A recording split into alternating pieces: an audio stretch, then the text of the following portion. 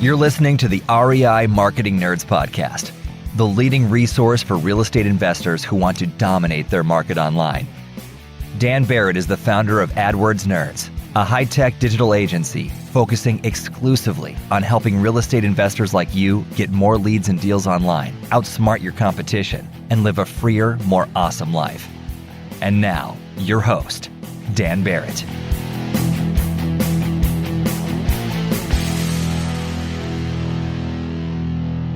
All right, hello. Welcome to this week's episode of the REI Marketing Nerds podcast. As always, this is Daniel Barrett here from AdWordsNerds.com. How are you? I hope you're having a wonderful, wonderful week. This week here in Connecticut, it is, spring is finally springing, and it is actually sunny and kind of nice. So I'm in a good mood. I hope you are in a good mood. Hey, before we get into it this week, I wanted to make sure you know if you need help developing a personal marketing plan for your market, means based on what people are doing around you, based on what the market is like around you, based on your budget, your tolerance for risk, all that stuff. If you want help building a marketing plan, we will help you do that for free. You can go to AdWordsNerds.com/strategy. That's AdWordsNerds.com/strategy to get the deets, get the details, whatever the kids say. You put a time on the calendar. We would love to talk to you. Okay, this week, I've got a really fun interview with you. I have thought many times as an online marketing person, right?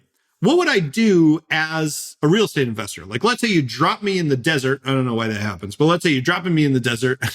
I've got to make my living from real estate investing, but I still have the skills I've gotten from online marketing. How would I do it? I've tried to answer that question in a variety of ways on this show, but this week I am interviewing someone who really did that. I am interviewing Josh Eberly. Josh is a real estate investor in Lancaster County, Pennsylvania. You can get to him at 717homebuyers.com. But he's also part of Glanzair Properties, which is a tech company that's doing both marketing and follow-up. They're a holistic marketing solution for real estate investors. So this is an example of a guy who is doing full-time online marketing, moved into real estate investing. So if you are curious, like, how did he go about getting leads? What did he do on his website? Like, how does he approach it differently than a typical real estate investor? This is the interview for you. I hope you enjoy it. I really had a blast talking to Josh. He's a really, really interesting guy. So without any further ado, let's get into this interview with Josh Eberly.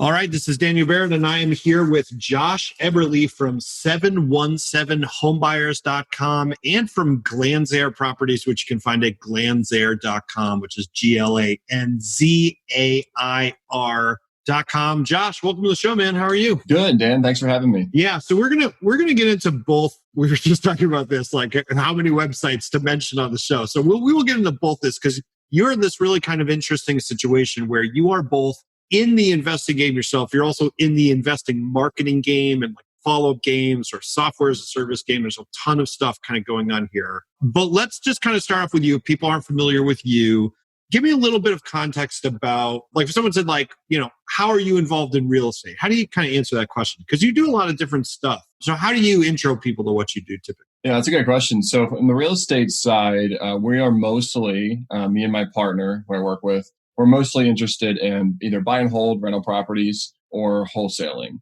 And so those are our two big revenue streams. And we use a lot of the tactics we'll talk about today, I'm sure, to generate a lot of the leads and working with Dan and his team to generate leads so that we can kind of cherry pick, the nicer ones to buy and hold. And then all the other stuff that we don't want to keep ourselves, we're able to monetize through other means. So, like, how did you get started in real estate specific? Because people can't see you, but you're a younger guy, or at least you appear to be a younger guy. So what got you into real estate investing? Like, what was your into this industry? Because it's kind of like a weird industry, right? Like, I don't know about you, but like before I started working with real estate investors, I didn't really know that real estate investing was a thing. So I'm most curious, like, what was your kind of introduction? Yeah. And if I knew shaving would take some years off my face, I would definitely do it more. So thanks, Dan. But real estate, like you said, I really didn't know about it. And I was kind of like that, a kid went to college, had a, degree and a career lined up. And I was like, I'm just going to do my job. And I kind of just wanted more with my life. And, I read a lot of books and, Rich Dad, Poor Dad is, as cliche as that sounds. That was a big book, turning point in kind of my thinking. And I started going on Bigger Pockets and looking up house hacking. Mm. And that was my first intro to real estate, because at the time, me and my wife were married. We both had really, really good incomes. And I'm paying like $1,200 in rent Right. for an apartment. And, it's great. Granite countertops, really nice where we live, but I have no equity. And so I looked into house hacking. I figured it out. You have to 4 units, FHA loan, all of that. And I just kind of set my mind to doing that. And we started out with a house hack. That's how I got into the game. Yeah. And from there, I just networked and kind of learned a little bit from a bunch of different people and got some, good mentors per se in the game, and started to grow my real estate investments. That's awesome. So yeah, it's interesting, man. It's like everybody has a different but the rich dad, poor dad is such a common one, right? And it's like really successful investors, like they all kind of point back to that book. But it's interesting because like you were able to kind of go on Bigger Pockets. You had this kind of slightly different intro where I think most people, they kind of get in like usually with like wholesaling because they're trying to make money. You were just trying to like make your own living situation, mortgage situation better, which is kind of seems to me like kind of a cool, unique way to get into it. So what were you doing before you were investing full time, or before you were working in real estate full time? So I was working in digital marketing, digital media. That was kind of my backbone, doing a lot of stuff on Facebook, doing a lot of stuff with web development, monetizing websites. So that was, my day job per se. And my wife was she's a teacher. So, imagine me coming home a little more entrepreneurial and telling her we have to move from a really nice apartment to a multi-unit the house was built in like 1920. It's just like an old house. And I thought I was going to get killed. Like I thought she was going to kill me. And, it was a funny story. She was actually in Florida visiting her family when I put the offer in on this property, and we ended up getting it. So did you ask before? Did you talk about it beforehand, or you just did it? We talked about it, but I kind of like on this property was like, do it and then ask forgiveness later. Right. Yeah. But it worked out. I mean, we're still married. Yeah. We're still married. So my second wife, I probably, no, but I mean, I get it though, right? Because I don't know. I don't know if she had this reaction. This was certainly my reaction, right? Because when I first started working in real estate investing, and I was also doing online marketing, or I was doing a bunch of online stuff. And I just happened to get an investor client, and who's still my friend to this day. And I remember having this conversation with him where he was like my age. I was in my 20s or something. And, or maybe like early 30s or something. And he was like, yeah, I buy these houses and then I flip them and I sell them for more money than I bought them for. Wow, it's really cool, man. Like I've never heard of that. Which is like, it kind of just goes to show like the era is so different, right? Because now it's on TV. But at the time, it's like, I never heard of that. I was like, you must have a ton of money just like on hand. And he's like, oh, I don't use my own money. I don't know. And I was like, what? What are you talking about? You know what I mean? Like immediately in my head, I was like, this seems like a scam. So like when you were explaining like what you wanted to do, was she like, is this some sort of like weird scam thing? Like, did you learn this on the internet? Like, what was her impression of it? No, it was the more traditional, like I want a little bit nicer things, I'd say per se. And the, living situation, it's the status. Yeah. It's the status. Like, you look like you have money, you buy the stuff you don't need, all that kind of stuff. So she was fully on board. She trusted me in that process, which I'm really thankful for. But, I kind of had to sit her down, 6, 7, 8 times and like work through the numbers with her and show very logical, because that's how I operate, And so that, in my experience, if you're talking to somebody who doesn't have a lot of experience or doesn't understand, you always go back to the numbers, like really walk them through the numbers, make sure they can understand that. And it kind of opens up some eyes when you do that. Yeah. And the vision, right? It's like, here's where we want to end up, right? Because it's like one thing to be like, here's where it's going to start. But where it starts, not where it ends, right? That's not the idea. So then you kind of progress. So now you are working with 717 home buyers, right? So you guys are home buyers. You're working in Lancaster County, Pennsylvania. That's primarily where you buy houses. And I know you said you're doing primarily buy and hold. You're doing some wholesaling. So what was the jump into like proper wholesaling like for you, right? Like, was it just like really, really gradual and then you saw an opportunity and you jumped on it? Was it like, do you have to quit your old job and like go do this? Like, what was that decision? Yeah, so it's kind of interesting. I would say I was operating dumb for a couple of years or blind. So I had a marketing agency. I was growing for, all kinds of niches, big clients. And, I'm doing my real estate stuff, but it's on the side mostly. So, I'm trying to find deals through people. I'm even going on, I looked at a couple of properties on the MLS and like I'm going out and looking at these things and I'm just like, yeah, there's got to be a better way to get off market properties. Right. That I don't have to take all this time and rely on other people because obviously the other people are going to make money too, right? They wouldn't be there. Right. Everybody's taking a percentage somewhere along the way. Yeah. So when I realized that, I was like, why don't I just use and apply the skills I've learned and started? Yeah, just mesh the two things, right? I'm like, just mesh these things together and let's get started. And so I'm a firm believer in business of like, you don't have to reinvent the wheel to get started in business. So many people, their mind goes to, I have to invent something new or I have to do something new to get started in business. Right. And what happens is they procrastinate long enough, they don't do anything. Right. So like a lot of people in the real estate game, I see this time and time again, and you probably see this, Dan, is that, they're like, oh yeah, I want to do wholesaling. I want to do houses. I want to do a website. I want to do a website. Well, the website never gets built. Right. Right. So it just never even gets up, So I was like, okay, how do I get a website up very quickly that will convert for wholesaling and motivated sellers? Oh, there's this place called Carrot and I can do a one-click install, right? So push a button. Push the button. That's awesome, man. Well, and it's funny, man, because I feel like it's almost that trap, what you're talking about, which is very real.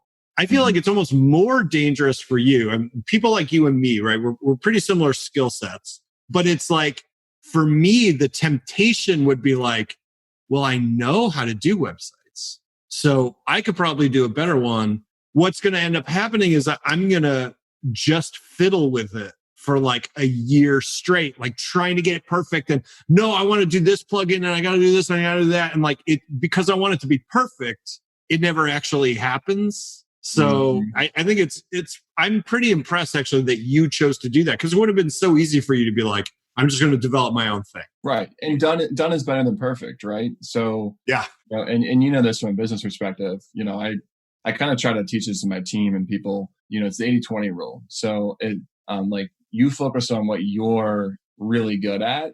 Mm-hmm. And in this role, my role is to grow the business. My role is not to be the person that puts on the hat that builds the website. Right. And in my other company, that might be my role. But in this role, I'm growing the business. And, if somebody can do, or there's a software that gets you 80% of the way to where you want to be, and you can push a little shortcut button or like the Staples That's Easy button, just hit it over and over and over again. Yeah. Then just pay for it. It's like I said, it was I think it was like $100 or whatever the heck it was. And I had a website in 30 minutes. Right. Your time is way worth more than that $100. Not to even mention, right, your time, but then also the opportunity cost of all the time you waste fiddling with this thing that's never going to get up. It's like you could have gotten a deal in that time. So it's not even just your time. Then it's like $30,000 or whatever it is you would have gotten from that deal. So I'm so interested. So around what time was this that you first decided you're like, hey, I'm going to mesh these skills and kind of do the online marketing thing, bring my tech skills over to the real estate? It was about last summer. Yeah, we had gone through some traditional BRRRRs, lines of credit, financing and doing all that stuff. And we had done a flip and I just was like, hey, this is not for me. I don't enjoy these things. Yeah. And I really just want to be the guy that gets the leads in and then either keeps them because they're really good or I sell them and make money. Yeah. And I don't want to be the guy that fixes stuff. I don't want to have to go pick up a hammer. I want to just be able to run a business that we make money. And I know that leads are coming in and we can monetize them. So that was last summer. Yeah. What's so cool about real estate too is like, I'm totally with you, right? I'm like, you'd have to pay me like $1 million to pick up a hammer, like even just to pick it up. Right? Like, I'm not paying to do anything. I don't even want to pick it up. Are we talking Trump bucks or like? yeah. It's like whatever you got. You got to buy me a coffee just to do it. But I've talked to so many other investors, right, who are the opposite. They're like, you couldn't pay me enough money to touch a computer. All I want to do is like deal with the house, right? So it's so cool that it's like there's room for everybody there. right? To kind of be involved in both parts of that process. So that's really fascinating to me. I mean, it also strikes me, you could tell me, I'm really interested in like your take on this, because now you are, and we're going to get to kind of glands there in a second, right? Because that's kind of like your sort of other part of this industry that you're a part of, but you've been kind of on both parts. You've been in the marketing space, you've been in the straight up, like I'm doing deal space, right? One of my kind of go-to turns of phrase or whatever, right? When I talk about this stuff is I say that like real estate investing is perpetually 5 years behind what everybody else in the economy is doing. It was like the investors figured out that Google Ads was a thing in 2010, which was like a full decade after everybody else, right? So I'm curious, like you're digitally savvy, right? You're a tech first kind of person, right? When you look at it, just real estate investors in general, the industry in general, what is your take on like how they deal with the online space, how they deal with tech, like how far they've come? Like, do you think there's a huge gap or is it small? There's still a big gap, in my opinion, from my experience. What I see, you have some bigger companies now that are starting to kind of establish themselves in regionalized markets. They're going to be, 4 or 5 counties. They're buying, they have a staff, they have dedicated people in dispositions, acquisitions, they have marketing internal. But majority of people, I'd say about the 95% of people are going to be, 1 to 3 people on their team, right? So it's super small. You're asked to do a lot of things. And just based on like what I see a lot of times is the basics now are much easier to do. Like, 5-10 years ago, getting a website up was a lot bigger of a task. There's software companies out there that do that. The services side, there's companies that do that. Dan, your team does a great job of doing that and providing that service. But where it really falls apart is kind of looking out in a year or 2 years from where you're at now and understanding what I need to do in my business digitally to get to the next level. Yeah. So a lot of people are like, okay, well, I'm just going to pay, some kind of money and online and I get leads magically. But they don't. Right? Like, I put it in the online ATM. Money comes out the other end. I'm like, duh. Thank you, internet. Right. Yeah. Right. But I always say, like, in a business, if you put $1 in my business, I put $1 in and I can make $10, but I don't track how I make $10. How the heck do I know where to spend more money? Right. Right. And so many business owners are like this in the real estate game is that like, they'll just pay somebody to do something and it works kind of, or it doesn't work or it works. And if it works, they're like, hey, I must be spending the right money. But if they were actually measuring that and figuring it out, they could really increase the efficiency of their business and scale up. And I'm looking at things like, new emerging technologies too, new emerging platforms like TikTok. We're going really hard on TikTok. Wow, really? How is that working for you? So TikTok's advertising platform it's not super publicly available, right? Like what's the deal with that? Because I don't know a ton about it. It's not public. It's not really publicly available. I'm kind of like harkening it back to the early days of Instagram. Yeah. Where there's going to be requirements. Like you're not just going to be able to go on and like throw up an ad like you can now on Facebook or Instagram with a account. So you're going to have so many verified followers. It's really kind of the Wild Wild West, like, I don't know if you do a ton of Snapchat, but Snapchat's starting to like get organized and we're seeing results there. But TikTok, we're focused on the organic growth right now. Yeah. So the videos are short. You can cut them up. My partner's like 22 or 23. So you tell me I'm the young guy. He's like the real young guy doing with everything. And I'm like a millennial. I don't even know what he is. So no one knows what the people below millennials are. It will be a thing soon, I'm sure. Yeah. So he's just doing organic videos every day. And we put that on YouTube and other places, but he's getting a lot of interest and a lot of people that are reaching out to him about, what he's talking about, house hacking. He's talking about wholesaling. He's talking about real estate investing.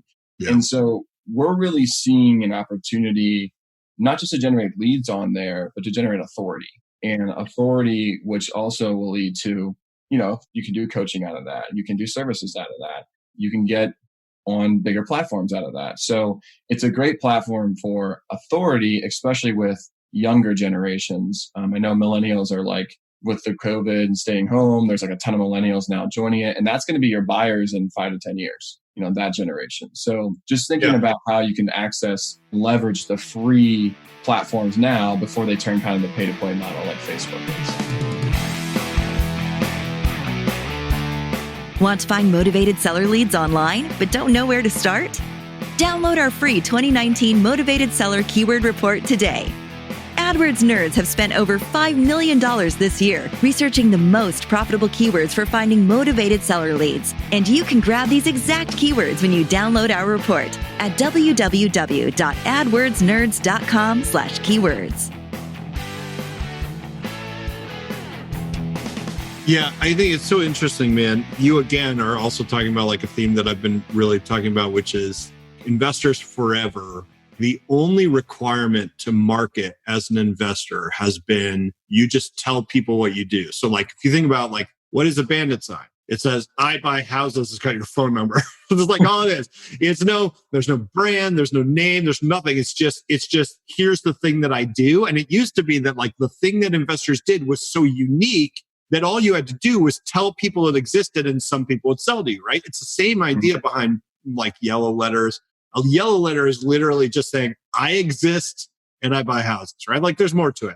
Yellow letter people are like angry at me because I'm, but it's like basically what it is, right? But our industry, right, is in the middle of this shift. And it's like we were talking about before, it happened 5 or 10 years ago for everyone else, which is you have to build the audience before they need you so that when they need you, they come to you rather than the massive, tech company that dominates your space, right? Mm-hmm. So it's like if you're in a market where Zillow or Trulia is like entering and they're making hundreds and hundreds of offers a day, they don't give a hoot if they make money or not. It's like, well, how do you compete with that? Well, you compete with that because you built a relationship with someone and they're like, oh, of course, like I want to work with Josh or I want to work with whoever because I've been following his TikToks since I was in 6th grade or whatever, right? Like, now it's time. But investors don't think like that. Like we as an industry are not used to thinking like that at all. So that, it's a pretty wild approach, but I think it is in the future, the only approach that's really going to matter. It's really earned media. If you think about the marketing landscape and let's just say you're out on the internet and you're like, what do you do? I buy houses or we buy houses. Right. A lot of people out there, like from the internet media perspective, they're not going to like just naturally be like, oh, I'm going to ask you and link to you or give you earned media because they understand like the game. And there's a little negative connotation, I would say, still with like, some of the stuff that we do. Absolutely. 100%. Realtors hate us, let's be honest. We're taking their commissions. So, and everyone is trained that like, hey, these are the guys that are, coming in, giving you lowball offers and, like you just kind of scummy or whatever. And so when we talk about earned media, you're talking really about building an authority and a brand that people see you as a solution to the problem. They don't see you as the we buy houses guys. They see you as a solution to all of the issues of like, I can't sell my house and do all these things. And so you really transform what your company name is in their minds. And that spreads. You can't beat free or earned referrals. That's going to be moneymakers all day. It's like you're talking about just in general, but even like in terms of SEO, it's like one of the things we say all the time is like, it is so hard to get links, like earned links for real estate investors. Because I'm like, who wants to link to you, right? And it's partially it's a function of the way that the industry has marketed themselves, right? And yeah, I think ideally we're heading into a period where folks like you guys are sort of, you're sort of promoting this new way of thinking about marketing, right? And then I think a lot of people that are established investors are really coming around to it, right? But it's a different kind of skill set too, right? It's hard for a lot of people to get on camera and like be natural, right? Which is kind of what platforms like TikTok. TikTok has a lot of issues, right? It has its own issues. It has like all these weird like Chinese censorship issues and stuff. But it's like there was an article in the Atlantic about how like there was a leaked TikTok like internal document that was like ugly people get their videos like automatically suppressed by the algorithm and stuff. So it's like there's weirdness there. But if you think about like, the platform itself is going to change, obviously. But what we're doing is we're training this whole generation of people that are going to be fire on camera, right? You can just go on camera and they can talk to their audience, right? That is such a skill, man. It's really going to change things. This is a really good transition. I'm going to say it's a good transition. That's going to make it true. I'm just going to say this is a really good transition. Power of affirmation. To the other side of your business. So you are a real estate investor in Lancaster County, right? Pennsylvania, right? But you are also in the kind of marketing and tech side of real estate investing. So tell people about that part of what you do. Absolutely. So this is where it gets really interesting for me personally, and from like a bigger level business perspective. So when just kind of like the story earlier, I was telling you, 30 minutes, put a carrot site up. It was great. We started getting leads in. And what I realized, the difference between people who are doing consistent leads, closing leads, and the people that would do like, a couple of a year was really the back end. Because, the ways to generate leads on the front side are pretty well known. You can do PPC, you can do SEO, you can do banner signs, like direct mail. You're going to get leads in, right? If you do the right things, you'll get leads in. What really matters though is if you can close the leads. And so, I was messing around on the backside and talking to some other investors. I was like, hey, what do you guys use for this? What do you use for this? And they're giving me, Podio, CRM, and Zapier, and all these connections, and MailChimp. And it just adds to the confusion, I think, as a business owner, right? Because you talked about earlier, a lot of these business owners in the real estate space, they don't want to do anything tech. Right. And so, the website's big enough. And now I have an email service provider. Like, what the heck is that? Now I have a CRM. What the heck is that? I have all these integrations. And so it gets really confusing. And when things get confusing, people normally just give up, right? They don't want to do it. Mm-hmm. And so my vision, what we're trying to work on right now, is an all-in-one system. So you have a website, leads come into the website. Your team can go right into that same website portal, and your CRM is there. You can sign digital contracts out of it, which is awesome because you can send them right away to people, which is where this is, this industry is going towards digital contracts. Yeah. You can also do email follow-ups right out of it. So no need to integrate with like MailChimp or ActiveCampaign or anything outside of it. And you can really just manage your follow-up inside of that system without having to buy multiple different platforms or third-party software. So it's a simplified system. That's where we're kind of going. And it's really going to start training people on how to use it. I mean, that's really cool, man. I mean, I think you are exactly right that one of my kind of perpetual bum outs, right, is like, we'll generate leads for someone and then they won't follow up with them. And it's understandable to a large extent because follow-up can be difficult if you are like, I'm do everything in a spreadsheet and I follow up with everyone by hand. It's like, you're gonna screw that up sooner or later. That's just human nature, right? It's like literally just recently, I was like, I'm going to work with like 3 clients. I'm working with like 3 SEO clients because I wanted to kind of do a personal like deep dive on the process. Want to try to improve things. We're always working on like making everything better. So I'm like, don't worry, team, because I have the team. They don't do this full time. I'm like, don't worry, team, I got it. And they're like,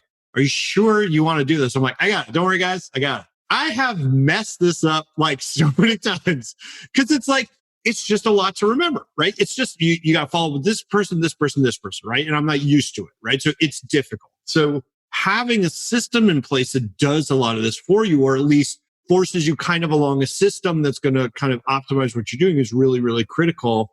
I'm curious, like, what do you see as being really effective, either that you guys do as part of your system or that investors do as part of follow-up? Like what makes good follow-up for REI? That's an amazing question for me, because I believe, and we have seen in our business, that 20 to 30% of our deals come on the follow-up. Yeah. So, we see a lot of people re-engage in that 15 to 30 day period after the initial lead comes in, after that first phone call is made. They re-engage via either opening email, which we can see in our system. Yeah. Which triggers other things to go out. They re-engage via text. Text is amazing. If you haven't looked at SMS, that's where everybody's at. Everyone's on their phone.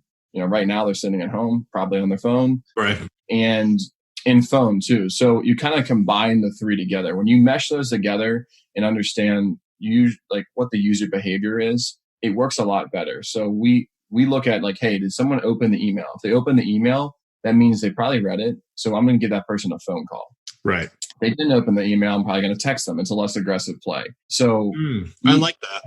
Yeah, we kind of see, and we kind of try to tailor it too on the follow-up side, is like, think about your clientele. who your clientele is. If it's someone who's maybe working during the day or is like younger and is busy, text them later at night.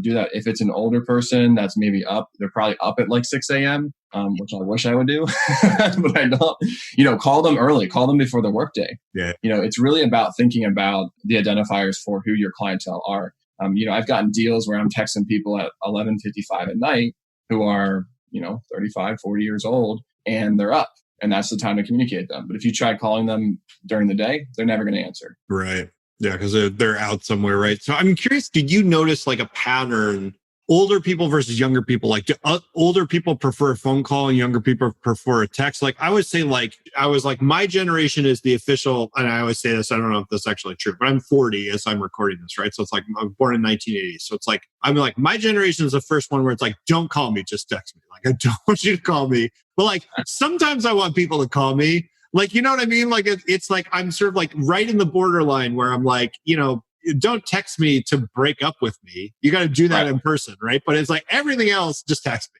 But it's like the people below me are just like, they don't even know that your phone can call someone. They think that's like some weird app they have to buy, right? And like my mom's generation is just like, don't text me, just call me if something to say, right? So do you see like a real breakdown there? Yeah, I do. It's a big divide, but I will say, when you get probably about 50 plus is when a call is going to be more effective for you. Because a lot of, you got to remember, a lot of parents now, their kids have iPhones. So, they're texting their kids all the day. So they're kind of being assimilated into that SMS game. The younger the person, definitely text is going to be a more effective option for them. Yeah. Middle age, I would say like between probably what we normally see is between like 35 to 55 is email is really good. Those people are usually on top of their email. Once you get past that age, it's like I check my email every 7 days. So yeah, that's so weird to me. Yeah, inbox zero, right? Inbox zero. It's a professional thing, right? It's like I'm in the office, so I have email, like whatever on top of it. It's really interesting. So do you guys? It sounds like what you guys are doing is like this is something I really believe in too. Is like multi-channel follow-up, right? So it's like you don't just email, you don't just call, you don't just text. You hit someone on like every possible wavelength because they're going to have one that they're going to like more. Is that kind of like the case? Yeah, that's the case. I mean, it's just like when you do marketing, if you're just on PPC, you're relying on one revenue source and one lead source. So the more that you can do, the better you're gonna do essentially. Those are the three big ones there. Obviously, those work very effectively. Even sending people postcards in the mail after they contacted you is very effective. They already have that relationship. So instead of just sending postcards out to cold prospects, why don't you send them to warm prospects that haven't closed yet? Yeah. Things like that. They just add little touches. And, we know from marketing, I always tell people it's 7 to 11 touches sometimes before somebody makes a decision. Yeah. Depending on industry. So the real estate game's traditionally been that like, hey, I want 1 or 2 touches and I want to close. Yeah. Otherwise, it's a bad lead, right? Right. It's a bad lead. Otherwise, it's a bad lead. Yeah. It's a bad lead. But in all reality, it's probably going to be 3 to 7, at least for a lot of these leads. So we just have to follow up. I absolutely agree to you. In fact, I think that for us, we've seen an even bigger percentage of deals come through follow-up, right? So I think it's one of those things where, man, you're just leaving so much money on the table. And then there's like kind of like there's a recency bias too. So it's like if someone's seen a bunch of your stuff, and then you call them, they're just so much more likely to respond, right? So like we did this experiment where we had some clients send out direct mail pieces, and then we had some clients send out direct mail pieces, and we ran ads that looked like the direct mail pieces simultaneously. And the people that saw the ads were more likely to call from the postcard, right? Mm-hmm. So it's like, it's just because it's like they just saw it and it kind of felt familiar. So they're just less likely to throw it straight in the garbage, right? Or at least that was our theory. So yeah, I think it's one of those force multiplier things that's just like so absolutely huge. If someone is curious about what you guys do at Glanzer, right, which is the company that's kind of primarily in this marketing space, follow-up space, how would they learn more about what you guys do, like that piece of it? Because, the audience here, they're investors, they're tech savvy, they're always looking for that kind of like leg up. So like, what's the next step if they're curious about what you guys do? Sure. Yeah. Just check us out on our website. If you fill a contact form out, our phone number's on there as well. We're more than happy to have a conversation. I know we're in beta right now, so we're testing some people out. So we are looking for some investors maybe to partner with to kind of get some beta testing done, just get some feedback, because we want to make this a product that real estate investors actually want to use. Not they have to use, like they actually want to use it. Like that's good. That's good. So I want to, from a real estate investor mind, I want to see what people are saying and how they want to see things structured, because that's, at the end of the day, that's the best way we can serve our clients. Yeah. It reminds me of, there's the old like Listerine kind of marketing motto or whatever it was. It's like the feeling you love to hate or something, because they're just like, objectively it feels bad. So we're just going to lean into that. And I think leading the idea of like, hey, like CRMs and software for real estate investors, it's kind of nightmares. Like this one's actually going to be awesome, right? So you're actually going to enjoy it. I really like that. So for everybody listening, okay, glanzair.com is the website. I'm going to have a link to that at adwordsnerds.com/podcast. Show notes for this episode and everything are going to be there. You can also check out. So I highly recommend this to everybody. You guys know I do this all the time on this show. So Josh is an online marketer. He's a dude. He eats his own dog food, right? Like he pays his bills with his own skills. So if you are curious what a guy like that is doing on his investing website, it's 717homebuyers.com. You should go check it out, right? You want to learn from the people and know what they're doing, right? Rather than like the dude who just happens to be down the street from you. So like go check out 717homebuyers.com and glanzair.com, which is glanzair.com. I'll have linked to both of those at adwordsnerds.com/podcast. Josh. Yeah. Josh. I almost got through the whole thing without screwing up. Josh, thank you so much for coming on the show, man. It was refreshing to me. I love hearing your take on everything, and you bring a really unique perspective to this, and I can't wait to see what you guys do at Glanzair. So yeah, man, thanks so much. I really appreciate it. Thanks, Dan. Have a great day. Cheers. That's it for this week's episode of the REI Marketing Nerds podcast. Hope you enjoyed my interview with Josh. I know I certainly did. As always, join our Facebook group. It's free. It's the REI Marketing Nerds Facebook group. I'm in there every single week, posting, answering questions, giving trainings. It is the place to be. You can get there by going to adwordsnerds.com/group.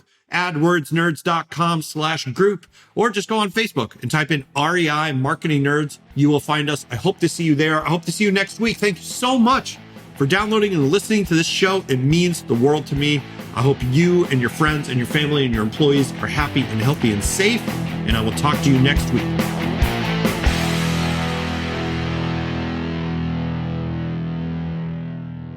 This is thepodcastfactory.com.